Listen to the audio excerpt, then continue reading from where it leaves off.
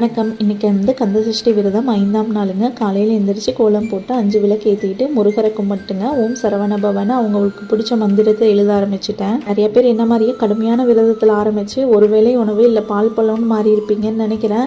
எதனால் நம்மளால் அதை தாக்கு பிடிக்க முடியலைன்னு தெரியல. நானும் முருகர்னு சொல்லிட்டு ரொம்ப பக்தியாக கடுமையாக தான் இருந்தேன். ஆனால் 2வது நாளே எனக்கு வீட்டில் இருக்கவங்க மேலேயெல்லாம் கோவமாக வருது.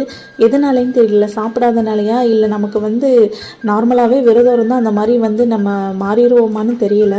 போன வருஷம் நான் இந்த விரதத்தை இருந்தப்போ எனக்கு இந்த மாதிரி கோபம் வர்றதோ இல்லை வேறு ஏதாச்சும் நடக்கிறதோ இல்லை. நான் நீட்டாக கம்ப்ளீட் பண்ண 7வது நாள் வந்து திருக்கல்யாணம் பார்த்துட்டு தான் சாப்பிட்டேன். ஆனால் ஒன்று மட்டும் என் மனசில் பட்டுச்சுங்க. இந்த விரதம் ஆரம்பிக்கிறதும் சரி முறிக்கிறதும் சரி எல்லாத்துக்குமே முருகர் தான் காரணம். முருகர் வந்து நம்மளை ஆட்டி வைக்கிறார். நம்ம வந்து அதுக்கேற்ற மாதிரி செயல்பட்டுருக்கோம். அதுதான் உண்மை.